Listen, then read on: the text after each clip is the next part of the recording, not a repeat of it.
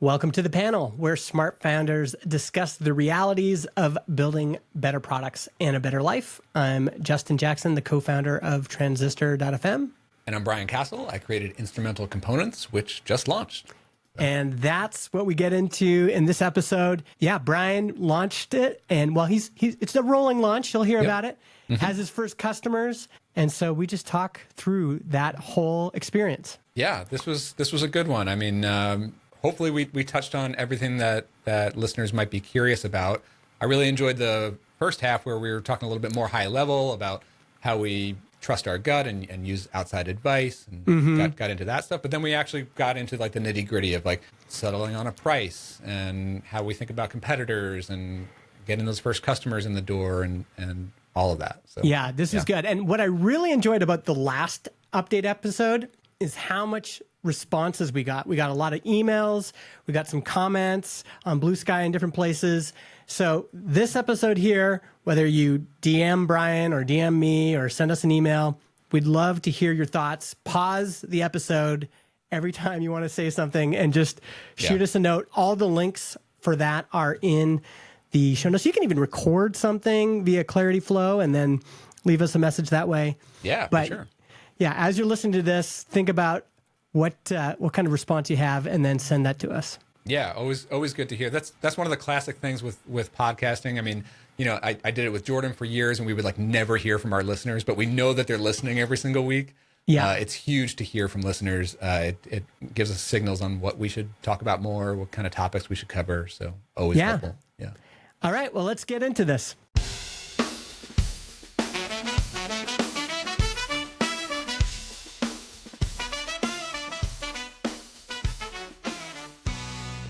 I wanted to jump on a call, just you and I, because I noticed you posted that you have the first customer for Instrumental Components. Yeah, customers plural. Had a few come in yesterday and a few more came in today. So yeah, Instrumental Components, that's at instrumental.dev. It is now, it's not open to the general public. It's still, I guess, technically in this like early access phase where I'm personally inviting people off of the early access list.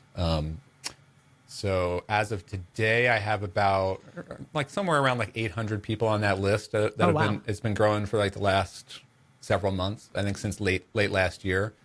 I've been posting a lot of progress on this product on my YouTube channel, and that's where most of the subscribers are coming from. A few from Twitter and elsewhere, but and then I have a survey, and I showed the survey in our last episode, so we can go back to that. But now it's at a point where I'm finally got it to a point that is like quote unquote launchable.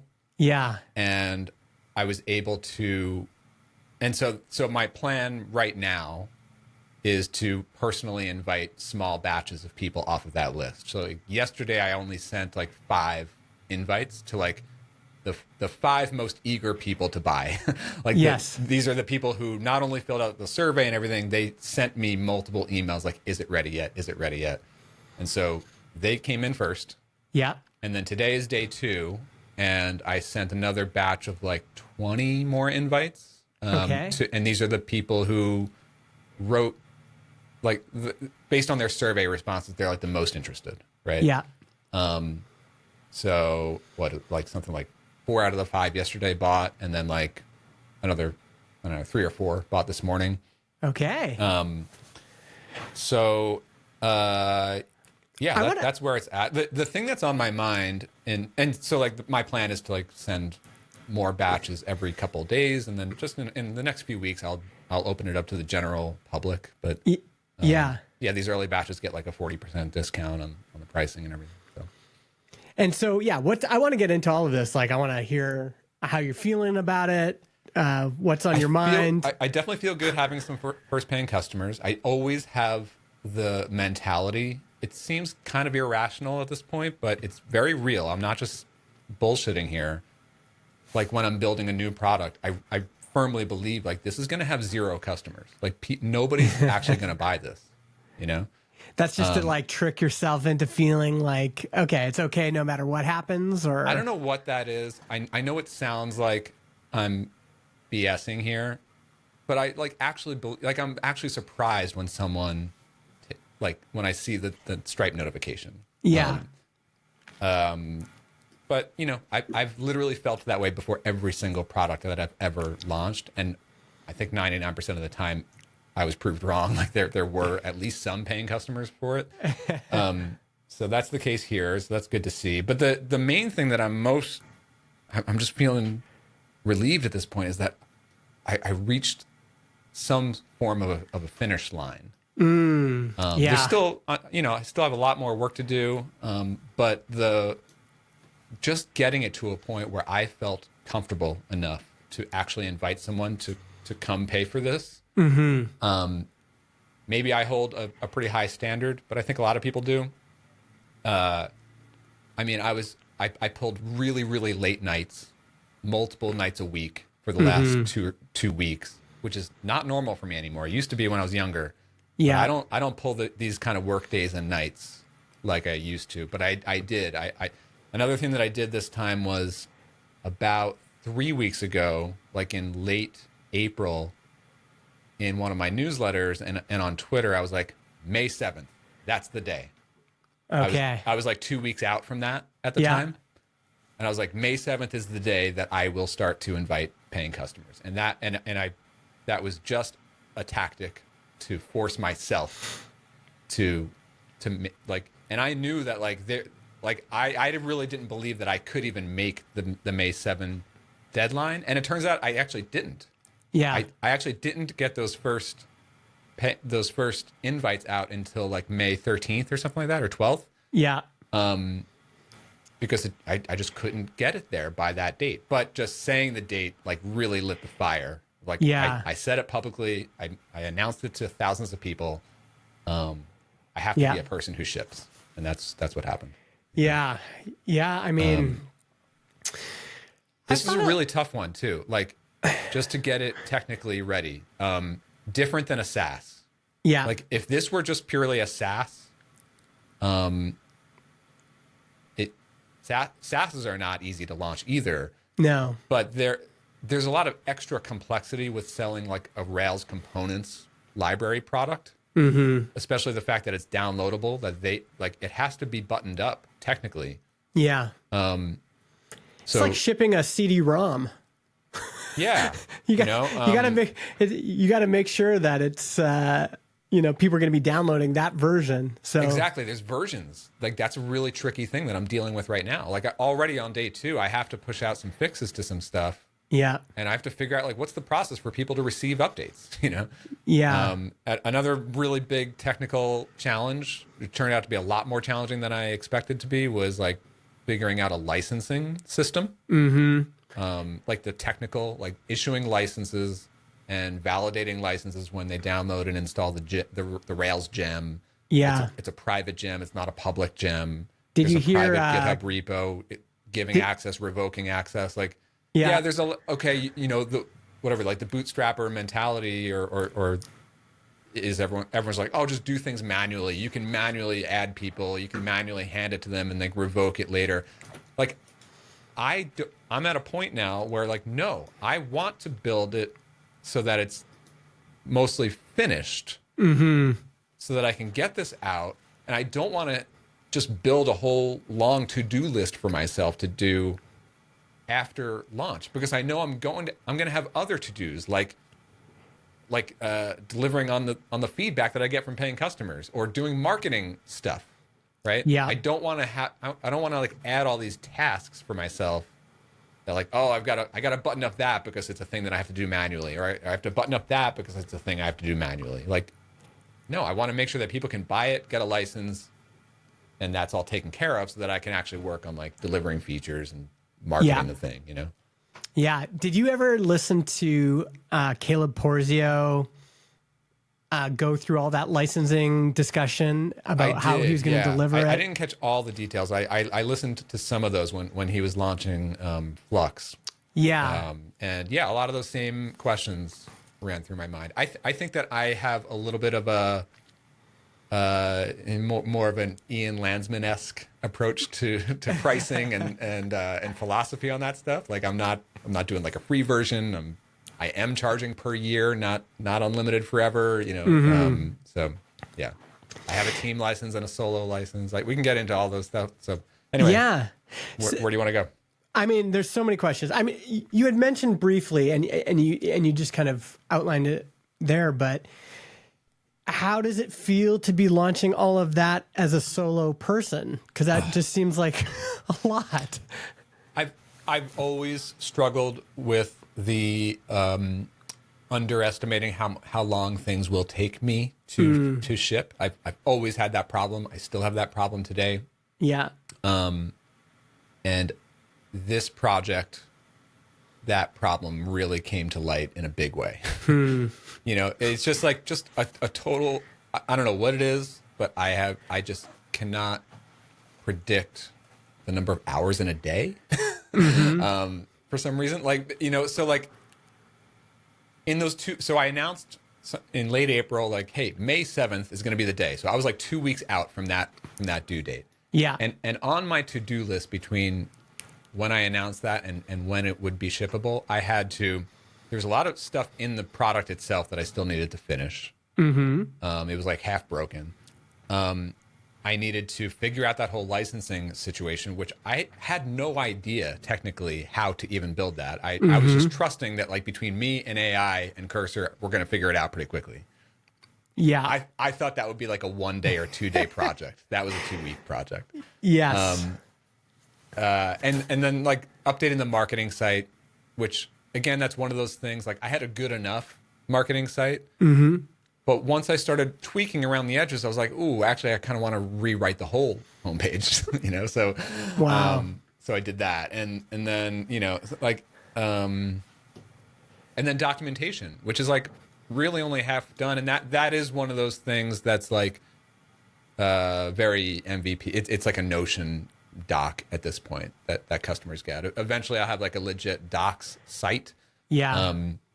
So I'm throwing like the bare minimum docs in place. And I spent a day or two like recording the new demo video, which is now on the homepage. You can see on instrumental.dev.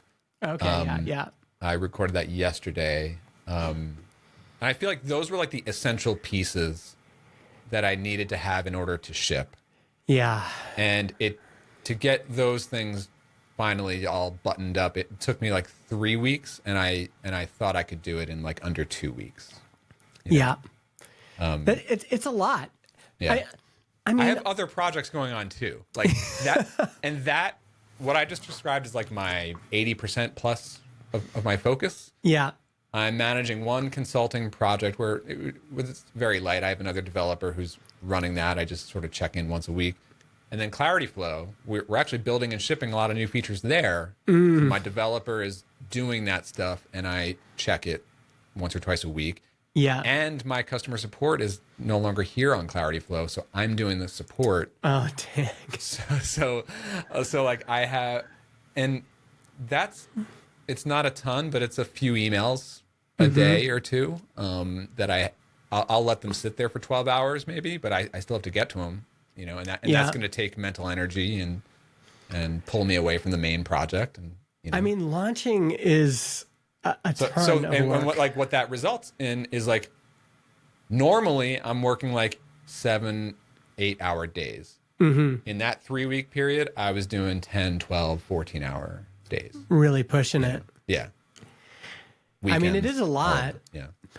One thing I always loved about you and Jordan Gall talking on Bootstrap Web podcast was it was such an interesting comparison, because Jordan would hire people and they'd be working on stuff. And when you hire people, like the truth is that hiring people often just takes longer. Like if you're trying to get them to do stuff.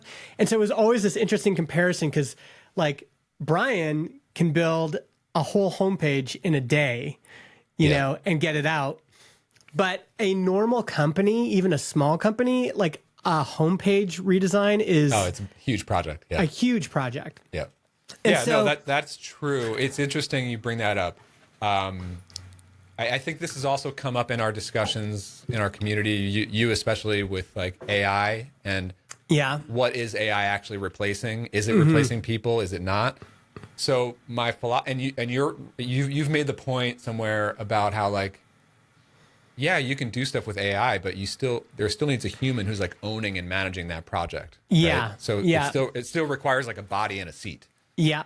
That's totally true. I do hire people, but I hire them to run my other projects that I don't want to manage myself. Right. So like Clarity Flow, I have a full-time developer. So I contribute to the code base still. I design and product manage there. Yeah. But building and shipping like 90% of the code is written by her, not me. Yeah. Same thing with my consulting project right now, my MVP builds. And I'm only running one of them right now. I have one developer and he just I direct him. I'm still managing him, but the features and things that need to get built for that project are being built by him. I just check them. Yeah. Right. Because that's his project. Yeah. My project is building instrumental components, and I'm Yeah. solo on this. You know? But it's also true that like AI, like I would not be able to build or ship this product without AI. There's no way. Yeah. I firmly believe that building with AI, especially in Cursor, like vibe coding, I guess I'll have to call it vibe coding now. Yeah. I don't think it's vibe coding. Vibe coding is different because you have expertise. I do, but I find that I'm shifting more and more to like prompting and working with the AI. So like I'm still reading and revising individual lines of code, but most of the execution is based on like me and the AI together. Yeah. It's still to me, just as a quick sidebar on this, the thing about this whole idea of what I'm pushing up against is this idea that we're going to delegate AI tasks and projects the same way that we would delegate projects to a human. Yeah. And my experience so far with that has been, it is a total, that is not happening. And I think you're right. And I think I'm learning the same thing. I think that everyone thinks that like it's a direct, like it's going to replace that human over there. Like now it's going to be, no, like I actually think it's going to be more like what we have in Cursor today is going to be everywhere for everyone. You already see it, like Figma just announced their Cursor-like AI assistant inside Figma. Descript just announced the same thing too. There's now an AI thing that literally, I think their headline on Descript's homepage is like, it's like the Cursor for video editing. Yeah. Like every application, every person is going to have an assistant that helps them be way more efficient in their personal work. Yes. You know? So I don't think that necessarily replaces jobs, but it makes everyone much faster and can do more in their job. Yeah. I mean, to me, this is nothing new in a sense. It's democratizing something that a lot of bootstrappers have been doing forever, which is like, I've got to get a project done. And if I get stuck, I'm going to go to Google first, but then if that doesn't make sense, I'm going to message Adam Wavin. And, so that has always existed. And so democratizing this kind of, it's still a cheaper version of a expert human that can like knows me, knows my context, can contextualize things, and then can give me recommendations and teach me how to do something. These AI assistants to me are still, it's like, okay, this is helpful. It's making me, I heard Dax and Adam on their podcast, What About Tomorrow? They were saying, at best, if you are like just killing it with using Cursor and everything, you're 25% more efficient than you would normally be. And that's kind of been my experience. Like, especially considering you have to consider the number of times where it doesn't work out and it just throws you into, you're almost like supporting this machine. I feel like when it comes to Cursor and building software, I feel more than 25% faster Okay. and more efficient. How would you quantify it? How much faster? And I think in other areas, I'm still in that 25% or less efficiency, and I'm trying to get more efficient with AI in like marketing work and other stuff. It's not there yet. But in Cursor specifically, I'm just noticing, like literally just in the last 2 or 3 months, like the way that I use it is changing. Like I'm much more reliant on, okay, so like if I want to wire up a new feature in Rails, and it's a team member invitation feature, right? Where you're on an account, you need to be able to invite team members. They need to receive it and have an invite flow and set their login and accept their invite, give them a role. Now we're talking like multiple controllers and mailers and jobs and code and interface views. All that stuff needs to be coded up and wired up. That is a prompt that the AI will write multiple files all at once, and it knows my code base, it knows my style. And I am going to give it very, very specific directions because I know exactly how to build it myself. I just don't want to spend the time like with my fingers. And because I have the experience as a full stack, I know exactly how to prompt for that. And I know exactly what it should be giving back, and I can review it and I can fix it.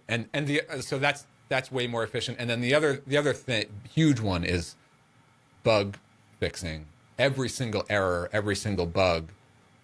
Rather than me sifting through logs, I'm going to copy the logs to Cursor and have you find the error and tell me what you're seeing, and then together we can troubleshoot it. And that's where the real speed happens, and that's where I can actually build more. Because like building something like this licensing system is something that I have never built before on anything. So it's a huge learning process. That in the pre-AI days, I would have spent multiple weeks and months not only like searching on like Stack Overflow, but probably having to like read up on like best practices and approaches and like how even like certain technologies work before I'm even able to build even a simple version of this. But now I can have the AI like build me version 1, and then let's iterate it and work on it. And while we're doing that, I'm learning what the best approach is. So it makes me more ambitious as a builder. Just on that one there, do you think you would have got there in the same amount of time if you'd like, for example, if you'd had Jack McDade or Caleb Porzio sitting next to you and they could explain the architecture that they came to that worked for them? Do you think you would have come to it as fast, or do you think it's just different? And as a follow-up to that question, on one hand, I don't think Jack McDade wants me bugging him too much. But on the other hand, we kind of lose something. Like there's something about... When I was learning Rails, this was around 2017, and I was a front-end guy. Like I was pretty proficient in front-end HTML, CSS, but I was learning Ruby on Rails. And there was a year or two there, and this was before AI. I was extremely reliant on my couple of friends who were so generous with these are Ruby on Rails developers. Also, Adam was very helpful with some Tailwind stuff. But like Brian Marble, I don't know if you know him. Was huge for me. A couple other people. Ryan Hanise is another one. I actually like some of these guys. I actually had like coaching payment, paid like engagements to help me learn Rails. Extremely helpful. I went to them with dumb questions. Why isn't this working? How do I write this Ruby syntax? It's new to me, And I think I did learn through troubleshooting various issues with them. But today, so then even still before AI, but like fast forward another couple of years after that, I just got much better with Ruby on Rails and troubleshooting and bug fixing myself. I know how to do that now, even without AI. So I got better at that.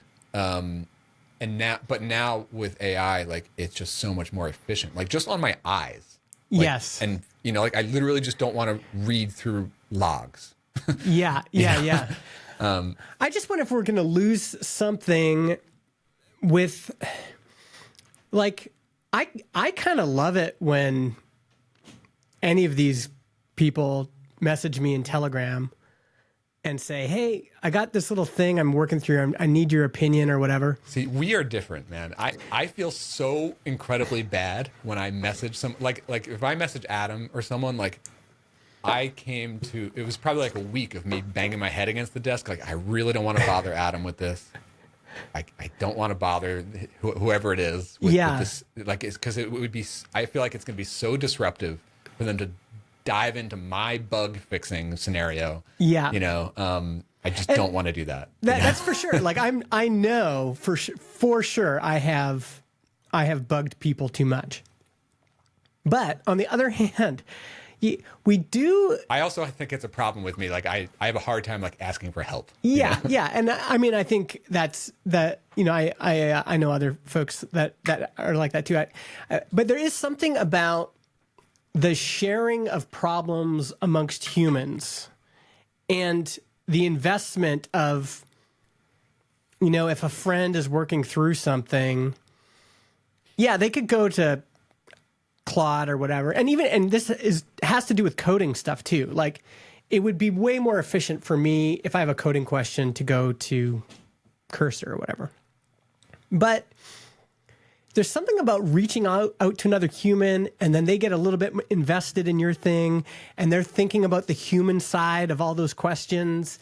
Yeah. And well, maybe if we can bring it to like more of a business level, like away from code for a second. Yeah. I was just yesterday, I was listening to Jason Fried on their podcast, on the Rework podcast. Yeah. And he's been making this point a few times lately. I think he's on he gets on these kicks of like, giving advice that people either love or they hate. But I think one of his latest ones is like, hey, like one of the characteristics of a strong founder is to just trust your gut and maybe don't listen to advice so much and don't rely on outside advice so much. Yeah, that's a very Jason Fried take. But you know what? I'm learning for me personally that this year that's been actually very helpful. It's a huge pendulum. Because like early in my career, I had the issue where I wouldn't ask for help and I didn't know many people. And then I went into a phase for many years there where I feel like I became really, really reliant. Not reliant, but like I thought it was the correct approach to constantly bring every business question or problem to my mastermind group or to my advisors or to my, and we would have these retreats where we would all talk strategy, and that is good. But it also got to a point where I feel like I was getting a little bit overly influenced by what other people, because our natural inclination is like someone's asking a strategic question, I'm going to answer it from my experience, from where I sit, from my perspective and my worldview and my set of strengths and weaknesses. So that's how I'm going to assess it. But that's going to be completely different for you, Justin, or for Jordan, or for that person, or for that person. Like, everyone comes at it differently. I think it's helpful to hear other perspectives, but at the end of the day, chances are your gut is going to have a different answer. And like getting to a point where it's like, that's okay. Like, I got to do my thing. That's usually going to be the better path. I mean, there's probably a lot more nuance to that. On one hand, I feel that, like, as the CEO of Transistor, I should know this market better than anybody else, like outside of podcasting, that could give me advice. I should know it better than most people in podcasting, and which sometimes can make, like, having people giving you ideas from outside the industry can be I've thought about this so much. Like, you guys are like not even level one on thinking on some of these issues. But on the other hand, there's Yeah. a certain, sorry, does that make sense or does that sound too douchey? I think it does. Yeah, of course. Like I would expect you should know a lot more about podcasting than I do. You know? I'm just a hack with a microphone. What am I doing? But just let me get to the second part, but I just thought of like how that sounds. This is like that kind of drive-by advice. Of course, anybody sitting on the sidelines is going to have a take. People love to have a take. And of course, they're going to have a take. Like Jason Fried knows a lot more about the Basecamp business than I do. And people, you know, kind of, what's the word I'm looking for? People kind of mock Basecamp's decisions all the time. Like, why'd you design it this way? Why are you marketing it this way? Yeah. And the truth is they know their customer and everything better than most people. So that's one side of this. But the other side is that there is a type of trusted friend / advisor whose the quality of their thinking is just, it can kind of rise above even specifics about your industry. yeah. And I still find that very helpful. Yep. And then I also still find it helpful if they're in an adjacent category. Like, you know, I'll take advice from Jason Cohen all day long. One, because the quality of his thinking is just so high tier that, and he can kind of think above, you know, categories and expertise. But also he's in the hosting business and I'm in the hosting business. And so for him to give me advice about the hosting business makes complete sense because he's been doing it forever and he can know some of the dynamics. So though that group of, you know, there's just some people that just have kind of the ability to have magical high level thinking.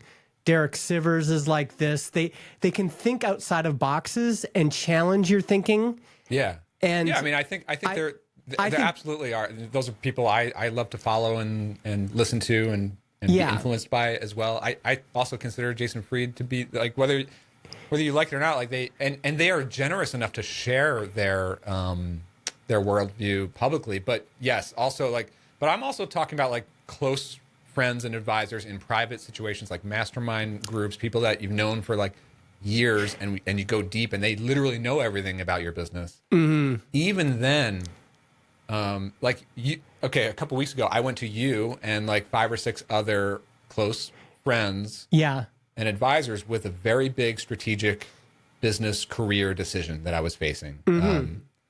And you know, I got your take, which was super helpful, and I got a similar and some varying takes from 5 or 6 other friends.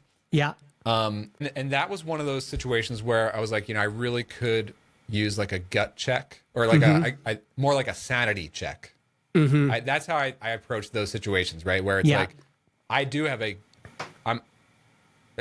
think when I first went to you, I was like, I literally didn't know what to do. And then a couple of days later, I was like, okay, now I think I know where my gut is pointing me to. Mm-hmm.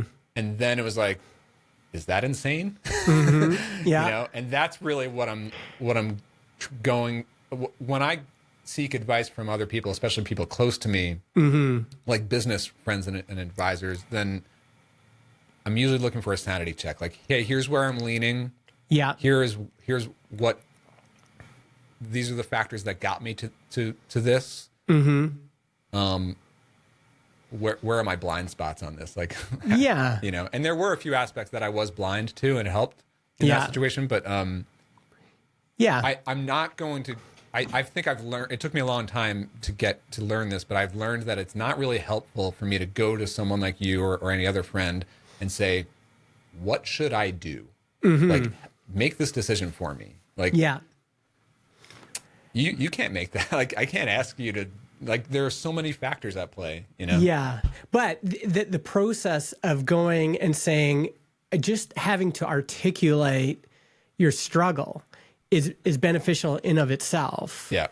And I mean, it's one thing to do that on your own, and maybe a level up from that, like just journal. Maybe a level up from that is a custom GPT or a Claude I've been doing that too. And I've done that too. Believe it or not, that's been pretty surprisingly helpful. Yeah. But I think the ultimate version of that and benefit is, even if you don't want the advice, just you having to clarify your thinking out loud to somebody and explain, here's the factors that are important to me, here's what I'm thinking, here's what I'm struggling with. And it's almost without fail, all of the successful people I know, like Adam Wathan does this a lot. He just like will call people up and say, hey, I'm struggling with this thing, and he'll walk through it. And again, I think it has this benefit of, one, I've tried to emulate that from Adam more. Yeah, it's like putting yourself out there. It's like you can put all the nonsense that you want into your journal, and I do. Yeah. But if you're not actually sharing it with another human, yes, like it's not going through a level of like rigor, like and blind spots, especially, I think are difficult. And so I think it has, like, doing that work, doing that process has three benefits. One, you have to articulate it yourself, which helps kind of sanitize and clarify and crystallize your own thinking about something. Number two, I think it gets someone else invested in your situation, which is just a good thing. Like, because sometimes people will be thinking about it and go, oh yeah, like, I wonder how Brian's doing with that. Is kind of nice. Yeah. I have found throughout my career that podcasting, like the Bootstrapped Web podcast, has been huge for that. Like, and that has had a huge benefit of people are invested in our stories, you know? And then those turn into, in some cases, like personal friend relationships. So that's been huge. You know, like as I was leading up to the launch of this instrumental components thing, like I always have this voice in my head of like, what would the insert any of those names that we talked about earlier? What would the Jason Cohens say about this decision or that decision? What would the Jason Fried say of that? What would the whoever it is like, or other, and so like a lot of them are like, I know what the conventional advice on this approach to launching a product like this would normally be. Yeah. And I'm doing something different from that advice. And I know that I'm doing that. I know that I'm going off the conventional path. Can you give me an example of that with this particular launch? I probably just the level of like perfectionism and building a lot before launch, whereas probably a lot more people would build less and come to the decision that, like, you know what, that thing can be built later. That component or that licensing system, or you can do this manually, or you can get prepayments now instead of later. You can. So a lot of that kind of stuff, I'm just more okay with, like, no, I just want to get it to a finished state and feel good about and like have integrity in my craft. Like I had people in my inbox for the past week. They would send me emails like, hey, I know it's not really ready for the public. I'm okay with getting a dirty version. Can I buy like an early version from you even before everyone else? Like, I don't need documentation. I don't care if it's broken. I just want a super early version. Yeah.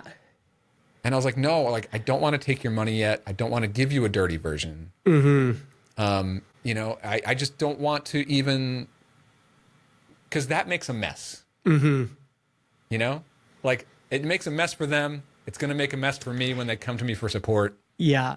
You know, and when I have to give them the fixed version because I gave you a too early version, like, I don't want to do that, you know? Yeah.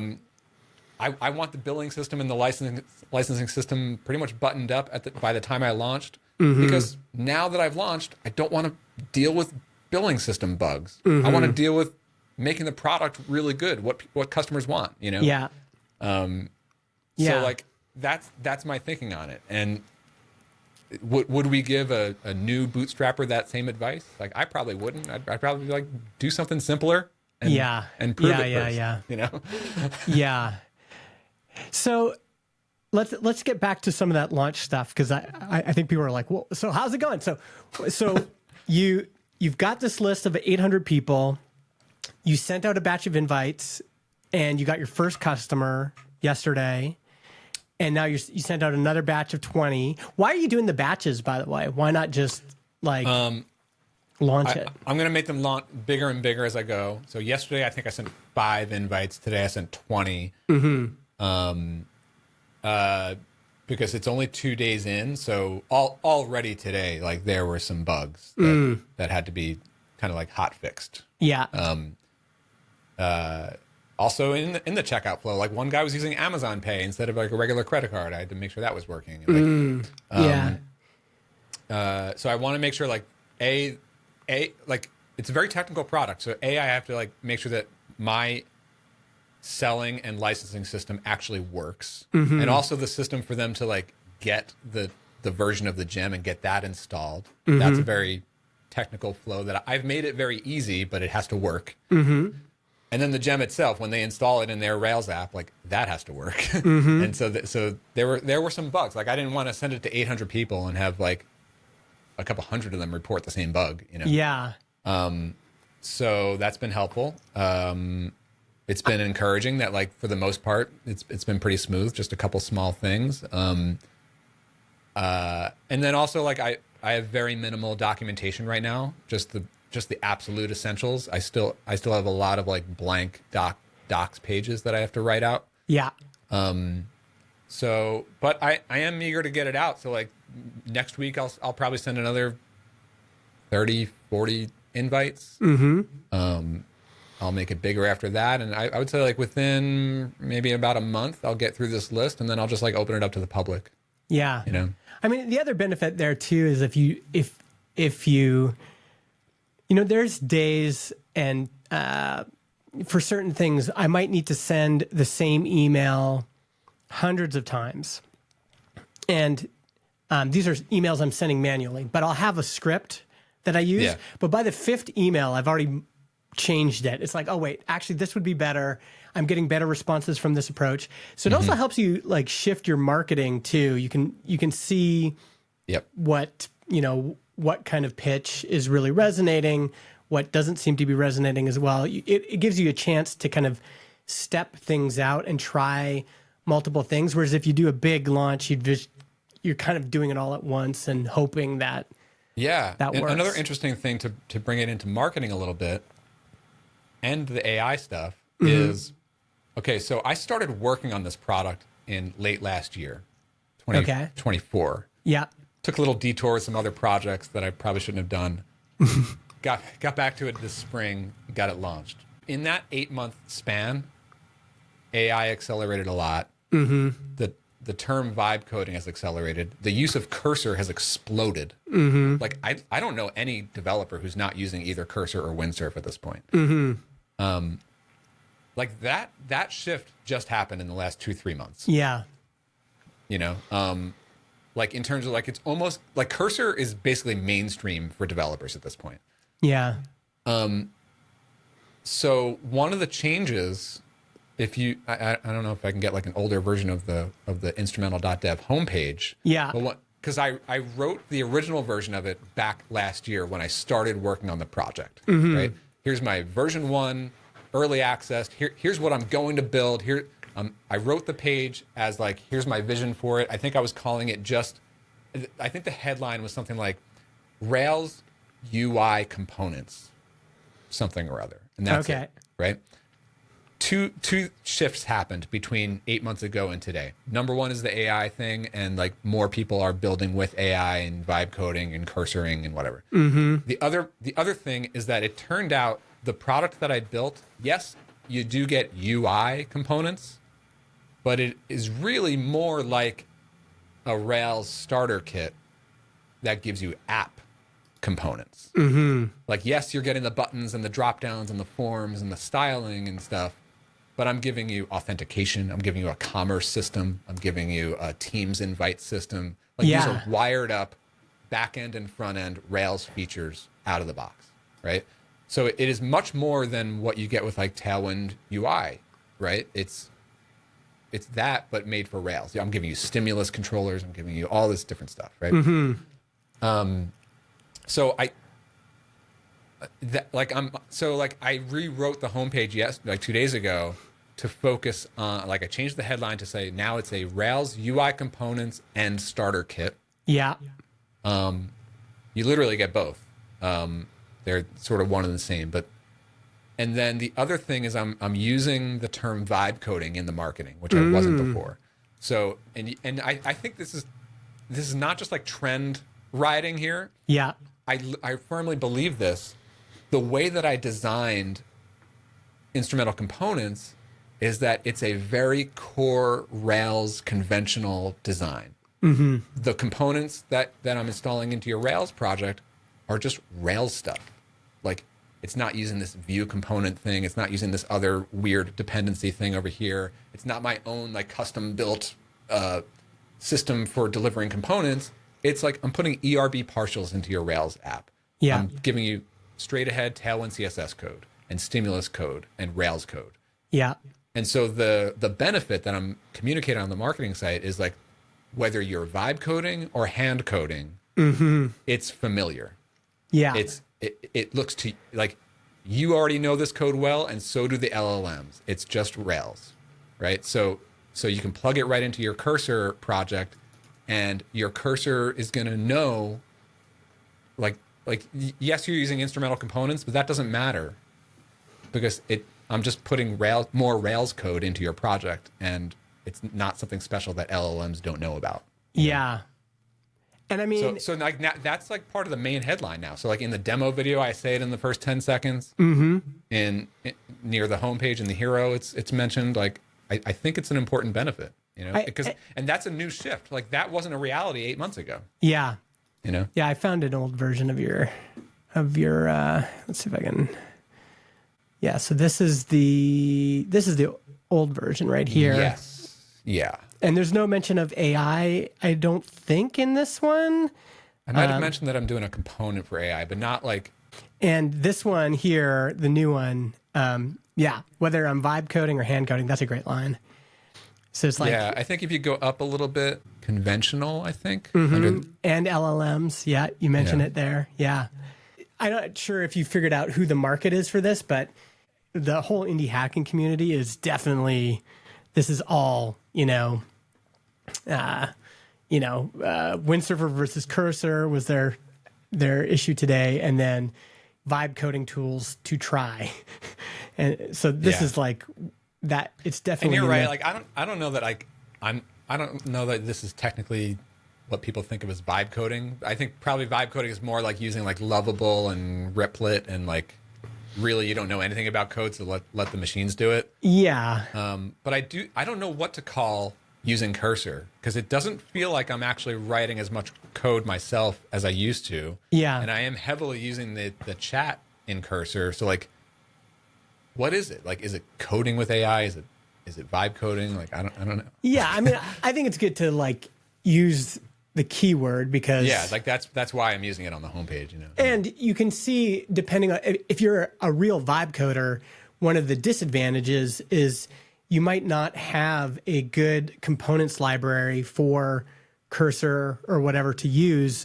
So the quality of the output could be better with something that's pre-built like this. You start with all of these components, and then Cursor's using that to generate different screens. But you could also see this would that's somebody that's just an actual developer who uses one of these tools as an assistant. It would also be beneficial for them as an expert. So can we talk about pricing for a second? Absolutely. All right, so I want to get your take on this, because this is one of those just like gut decisions, like sort of just picking a number, right? Like essentially, that's what your version 1 of your pricing is. You're just picking a number, basically. This is actually not public, but the people that I invite see it. But you could actually just go see it if you go to instrumental.dev/pricing. Okay. Or this is like the full price, if you will. Okay. Right? Yeah. I mean, if you're watching this a long time from now, maybe the pricing has changed. But yeah. So $499 per year for a solo license, team license $3,500 per year. Yeah. Now, today for early, and again, like this is not going to be valid probably after a month from now, but the earliest access people, they're getting 40% off. So they're getting the solo license for $299, and the team is like about $2,000. I don't know how I feel about the pricing. I don't want to go lower than this. But there are a few competitors, and they are lower than this. I feel like I'm giving you more. I feel like there's some unique value here that competitors don't have right now, especially in the Rails space specifically. There's one popular one that's like slightly less. But so the other thing the other decision around pricing is, and this is a little bit different, I'm giving you unlimited projects. Okay. So you buy a solo license, you can use it. My thought is like, I want you to just get instrumental and just use it on everything you do. Use it on your side project, use it on your main thing, use it on this or that. Like, don't think twice about having to buy a second or third license, right? But I did build a lot of logic into the licensing check so that if you have team members, like they each need to buy a license or you just get on the team plan. You know, that's the thing. Whereas I think most of the competitors charge per project. Yeah. So you'll buy a license, but if you have a second app that you want to do, you're paying twice. And with this, you're just paying once. But like, especially if you pay, if you're not getting a discount code from me, $500 a year is more than what the competitors charge. But again, you can use it on unlimited projects, whereas they're charging per project. So yeah. And then it's also in a space where there are a lot of free alternatives. You know, there's always free stuff. It requires more work. There's no support and all that. But the nice thing about the beginning is that your customers can tell you, and your potential customers can tell you, and you can change it. So it's a lot harder for, for Transistor, for example, to change our pricing now because we've had it forever. The industry is kind of settled on something. And so for us to do something dramatically different is tricky. You never know, like, how people are going to think about this. I've definitely had things where what was a good example? Like Gravity Forms back in the day with WordPress. It's like, I'm going to pay for that for years. Yeah, I'm going to pay for that every year because I'm going to need it. I want all of the sites I have it installed on to be, up and going. I make money from it because every WordPress site I build, I'm making money. And so it makes sense to have the unlimited, and then I can, put it in all these different projects. So that makes sense. A lot of those will have sometimes you'll have a bigger upfront cost. Like Statamic is, I think, $299 once, and then to get the annual updates, it's less. I pay for Statamic for the Clarity Flow site. I think I have two. See, that's another one that they charge per project. I think I'm paying for two licenses. For like two of my sites. $275 per site. And that sort of makes more sense in their case because they are like a website CMS. Instrumental is like, you could say it's a form of a CMS, but it's not really. It's like, it just helps you build Rails apps. And also just technically the way that it's set up, you don't even have to have our gem. You shouldn't even have our gem installed on production. We shouldn't even know what your domain is. It's just use it in development while you're designing and building your site, and it just makes that much faster. And I think that's where positioning can come into play. So what do you want people comparing this to in their minds? Do you want them comparing it to Tailwind UI? Do you want them comparing it to... It's interesting with Tailwind UI. So in the survey, there are basically two big competitors. And I don't really consider Tailwind UI a competitor. Because I think a lot of the best target customers for instrumental, almost everyone on the survey has purchased Tailwind UI. And it just requires so much work to adapt those UI components into a Rails project. That's what instrumental does. We do use Tailwind code and I designed the UI components, but it's all Tailwind based. But it's wired up for Rails, So like there actually aren't that many components libraries that do that. The one other competitor, which is more of a direct competitor in the Rails space, is priced per project. And so I do want to sort of like position against that. And say, Yeah. And there's other positioning too, which is if this is more like, this isn't the right word, but like if this is an operating system for your development team, or if this is like an accelerant and amplifier for agencies that are building Rails apps, like the mindset that people get into when they're thinking about it. So if it's more than just like Tailwind UI components, if this is like, no, this is going to dramatically change how you folks build your projects, that's positioning as well, right? You're saying like even these words we use, it's like, here's a components library. So it's like, oh, this is like something I keep around. Like a library is something you keep around in your room. And then when you need that book as, to reference for your new project, you take it off the shelf.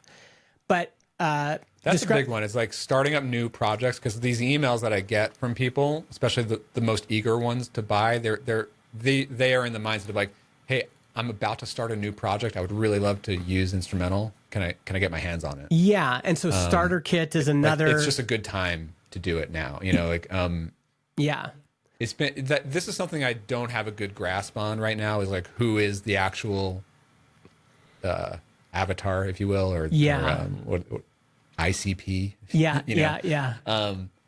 Because I think the Rails space, or at least the people coming through my survey response, but I think my sense in the Rails space specifically, it's very fragmented in terms of like different types of people, right? Mm-hmm. So I think that there are some who are sort of like agency, but more like solo consultant who do a lot of Rails work for clients, and they would and probably plan on using Instrumental to make their client work faster. They could churn out more projects faster.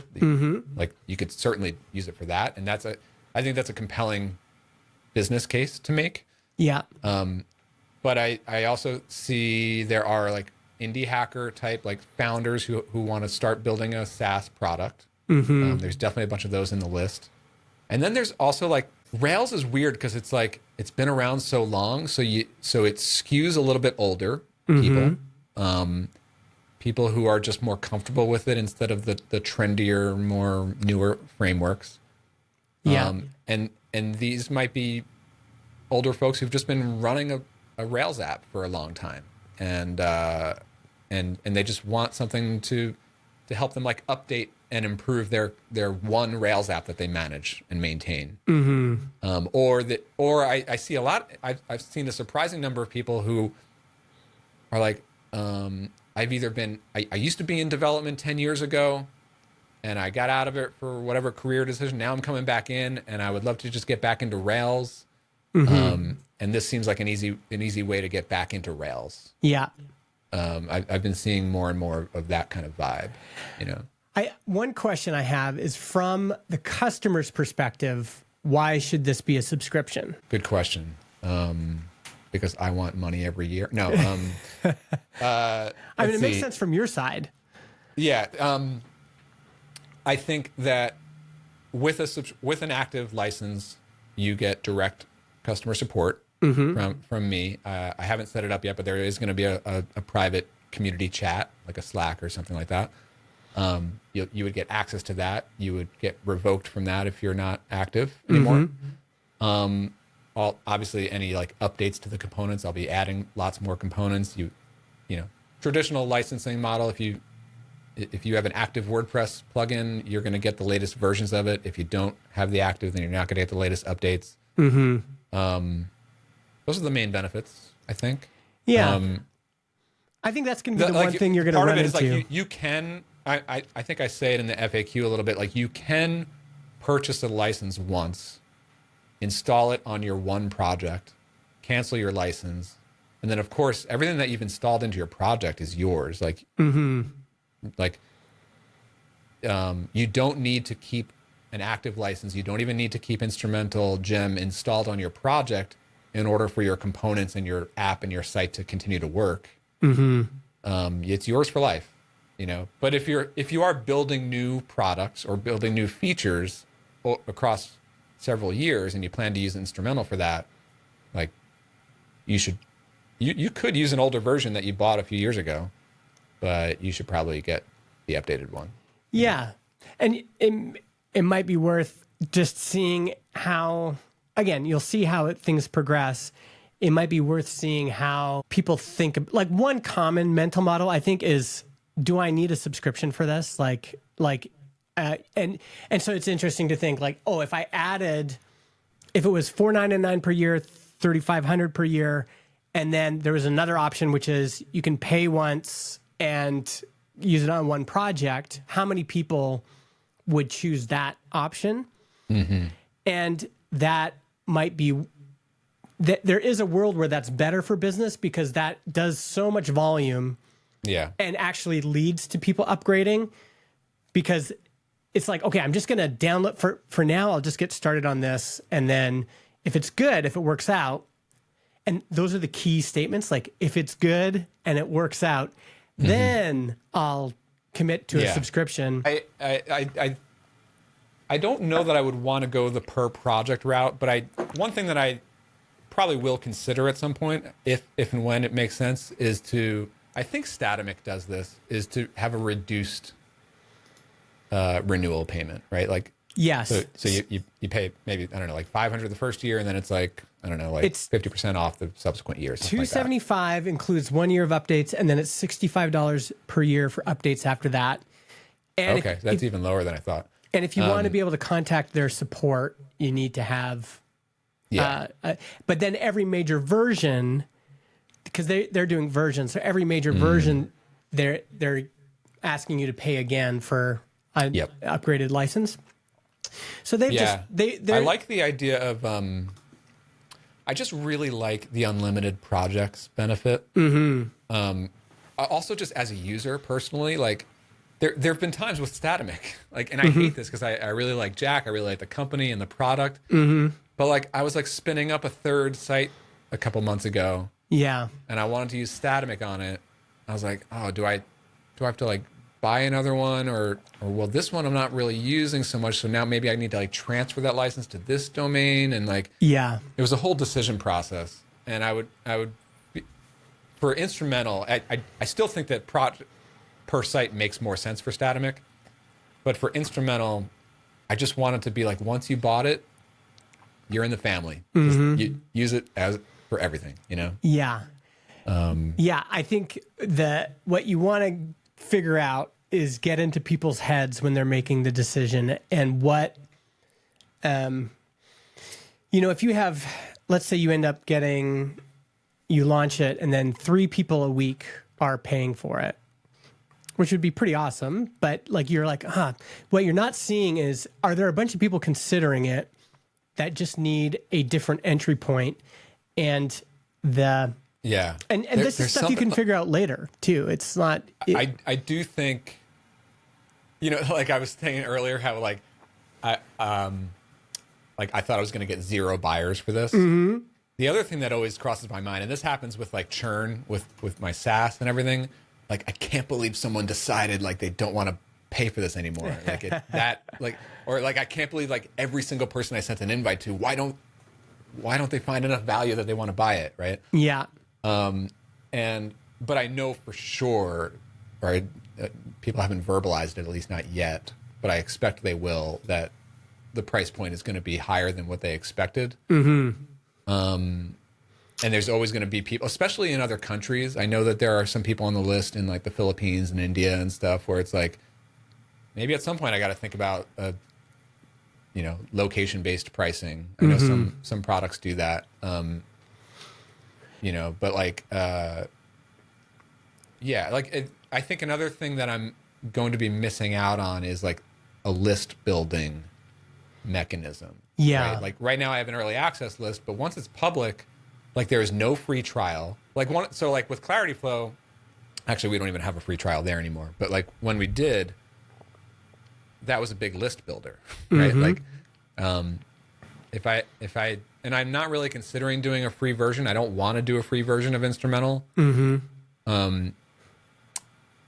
Like maybe I can do like a little video course or something, but like I don't have a way to say like, here's a taste. Now I have your email address and now I can market to you with some content and nurture you until you're ready to buy. Yeah. That's what I need to figure out too. Yeah. Yeah.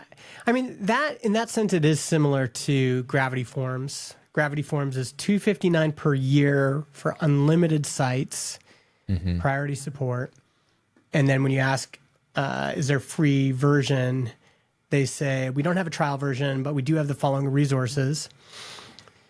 The thing with Gravity Forms that I think works though, is that it's kind of built for people building lots of WordPress sites. And so that model works because it's like, if I'm trying to build 2 or 3 WordPress sites a month or one big project a month, then I need, this thing just saves me a lot of time. It adds all this functionality. I know it. It's like the engine that I put in every WordPress site. So in that case, you know, for you, the customer there, in my mind, would be somebody who's an agency or somebody who's like, I can make money off this because, and it's a no-brainer. I mean, they would probably be using the team license in that case. If they're a team. I mean, if you're a solo... Oh, yeah, maybe a solo... Or even if you're a team, but where there's only one developer, you really only need the solo license. Yeah, But even like the full price feels high. Like right now, the early access people are getting it for $299. Yeah. Which is more in line with like I think what the market is for these types of products. Yeah. But the other thought that I have with this particular product is like I'm gonna do a Black Friday sale. I know that's not a good idea to just like announce that this is gonna be a coupon heavy product, but I think it is. Like I think it's gonna have like a high public price tag. But I would like to have an easier way to have like a list that I can just promote coupons to. You know. Yeah. So that's a thought too. Yeah. I also like and like we've talked about this before. Like this is not a business that I'm all in. Like I'm not abandoning it. It's a significant focus for me. But it's like it's one product in my portfolio. I'm building on this. I'm going to continue to build stuff for builders. I have ideas for other business ventures in that direction, which I think like what I would like to do from here. Like now that I've launched and spend the rest of this year into next year, keep making this product better. But like release more products that like more of the same customer would want to buy multiple things from me, whether it's like training or course stuff for builders or other resources for builders or my YouTube channel. And like, if you're in my ecosystem, then you probably want to get your hands on Instrumental as well. Like, that's sort of what I want to start to build towards. Like this is one brick to stack, I think. Yeah. You know? I mean, the other thing that comes to mind right now is the thing that that's going to be difficult is I think people are going to want to see it. And so they can watch a demo and that's going to be part of it. But if you're going to use this approach, I would try to find builders that have a YouTube presence or a Twitch presence or something and seeing if you can get it in their hands for free and say, listen, like build your next project with this and just tell people about it. Because you're going to need people telling people about it. That's the thing. It's like generating that buzz. And I'm also like not huge in the Rails space specifically. Yeah. So and that space, like, when you're getting people to share their stories, those case studies become something that people can put their hooks into in terms of whether or not they'd be interested. So if I see a case study about like, hey, we're an established Rails SaaS app, and we have our main thing, Transistor, but we wanted to launch something new and we're trying to figure out how to do it in a way like, and then we found instrumental components and we just used that and it helped us launch this new product on the side. Well, that's a story that now kind of spreads, because it's like, if you're a Rails SaaS app that's considering launching something else on the side and you're looking for a great way to get started, this is a great way. Yeah. Or I'm an indie hacker and I'm going to build 5 apps this year, and I'm just looking for the best kind of system to do that on, and it's instrumental components. And so that becomes a story. This is like day 2, so I have like no testimonials on the site yet. Like, yeah. But yeah, totally. You're totally right. I do want to get it into the hands of some people who can really help spread it. And just from the early customers, like I want to see what they're building. I'm going to launch this community just for customers in the next couple days. So like, one of my to-dos, it was going to be today. I didn't get to it. I have the one demo video on the homepage now, but I'm going to have like a dedicated page, maybe a couple pages, that does another 5-10 minute video on each of the, like a big one on the instrumental commerce component, a big one on our authentication component, a video on our Teams component. And each of those is going to have its own sales page on this site. So if you like link to those under app components, those are like, if you go down, like those are like blank links right now, but those are each going to link to like SEO optimized pages that just sell our commerce component or sell our Teams component, right? Yeah. But you just get it as part of instrumental components. Yeah. But like over on Clarity Flow, we've moved to having no trials. And the way to do that, I've learned over the last year of doing this, is to have super detailed video demos.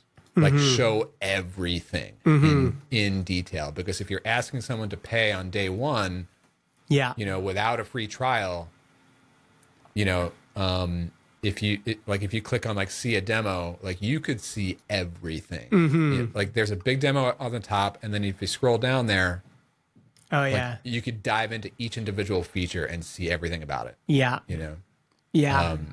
And so like that has really helped, as like essentially that's like the salesperson for that page right there is where people are going to spend a lot of time before they make the decision to buy, Yeah. I think I need to do something similar on instrumental, I think. And really you just need 1 or 2 narratives that really hits. Like, it's like, hey everybody, I'm Justin and I'm a product guy, but I'm not great at programming, but I'm launching a bunch of apps this year. I needed a solid foundation to start, and I just plug instrumental components in, and now I'm making $1 million a month. You just need a few of those narratives to hit and spread. And that's the goal, is to just kind of set things up so that maybe some of that can happen, and then latch on to the ones that really seem to be, like the fact that you have sales right now, that's the kind of the golden ticket. Because once you've got 10 sales, you can go back to those people and say, I really want to know what you're using this for. What's the job to be done here?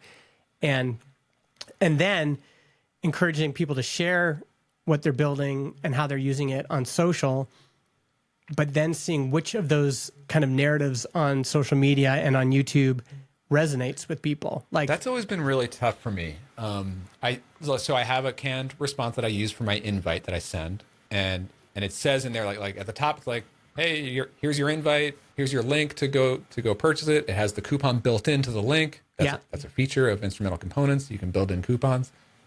And then below that, like, here are my asks. Number 1, so I think the text in the email is something like, here are my asks. Let me actually find the actual email. Here is what I'm sending. First thing is like, here's the link. And then these are my asks. Number 1 is feedback or first impressions. Anything confusing or unclear, you could reply here. Number 2 is, I'd love to get some testimonials up on the site. So, I think I'd appreciate 1 or 2 sentences about what you find unique or valuable. Number 3 is, could you share instrumental.dev with your people? Tag me on X or Blue Sky. Any help on social really helps a solo bootstrapper like me get traction with a young product. Okay, so like those are the 3 asks, and I've done a version of that for most product launches that I've ever done. I have gotten a few replies on the first one with some like bug reports and that. Most of the first buyers haven't even started using it yet. They plan to do it like this weekend or something. Yeah. I have no testimonials yet. It's only been like 48 hours, of course. And I don't know, a few people like have liked and engaged with my tweets on X and Twitter, but like I don't know what it is about stuff that like other people with like large audiences do, but they just like get a lot of people to have like these like this like social buzz going that like I've never been able to generate that no matter how much I ask people to do that. Yeah. You know, I mean, in this case, I would recommend two things. I would look through that list of people who bought, and I would just kind of handpick 3 to 5 people to email personally and say, hey, I'm just so thankful you bought this. I'm really curious to see what you're building with Instrumental. Could you just like kind of describe your project or shoot me some screenshots? And I would just send those emails manually. The other thing I would try is for the automated sequence. So you can have 3 asks. That's probably too many for that period because they're just trying to get into it, build it, whatever. I would just drip out one of those asks later on.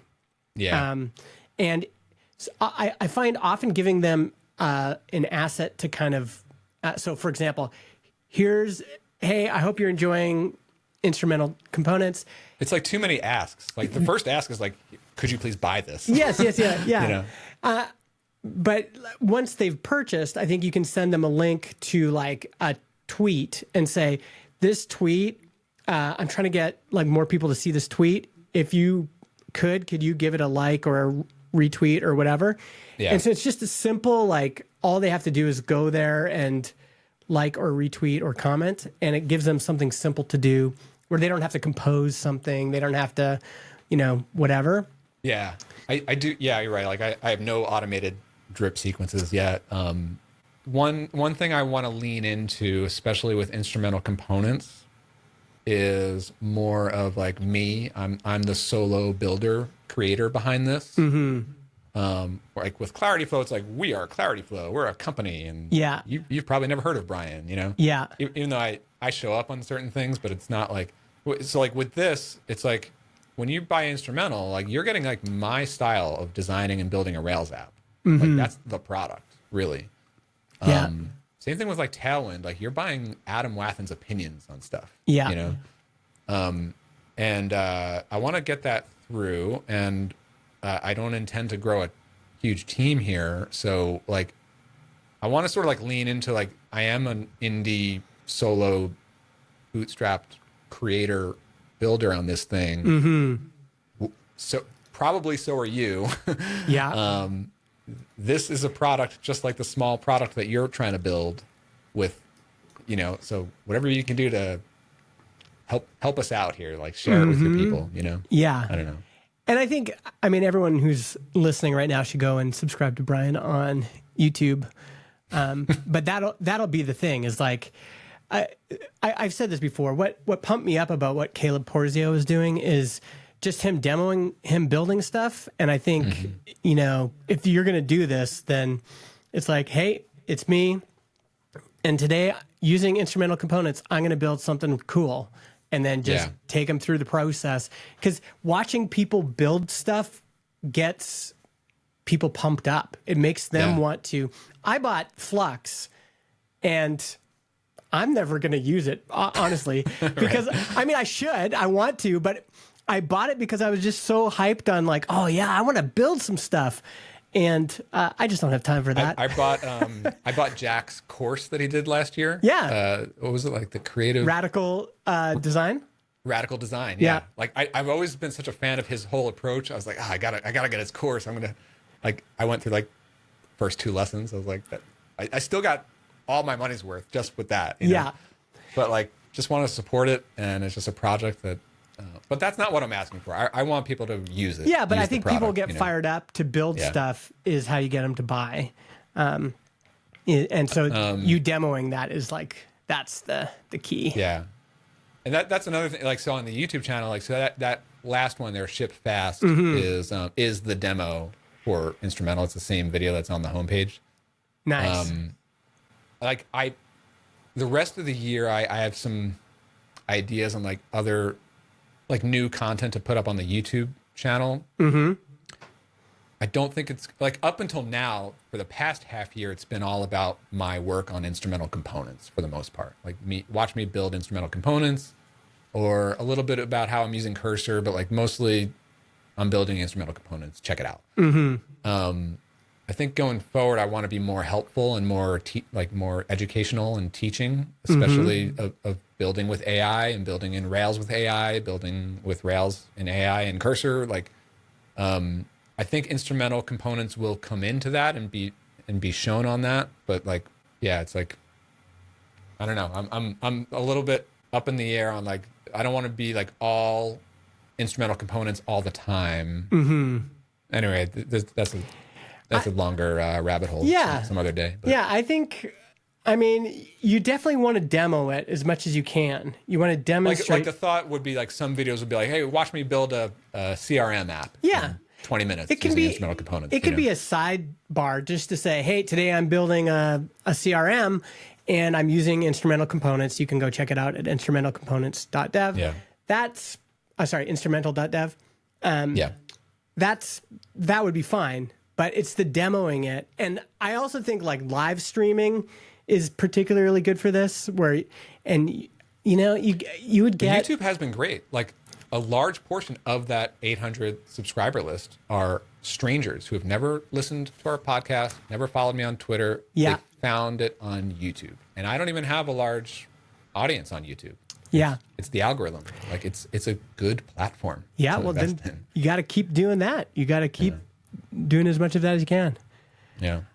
Well, that's good. I think we got the update, which is great. Congrats on launching that and getting paid customers. Yeah, man. I hope you could just keep the momentum just keeps building.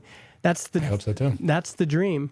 I'm hoping to get back to some 7-hour days instead of 12-hour days. I want to get into your stuff, man. Well, we got time for that. I'm going to be going on this podcast conference in London. So when I get back, I'm sure I'll have. Yeah, I know you're on this kick with YouTube taking over podcasts. Yeah, I just don't see it. I still listen to podcasts and I watch YouTube. Well, that's two different things. That's a highly generational.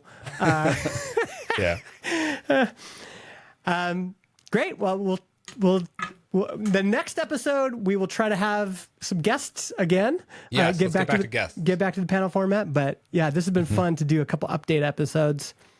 And yeah, we'll see you next time we publish. Yep. Later, folks.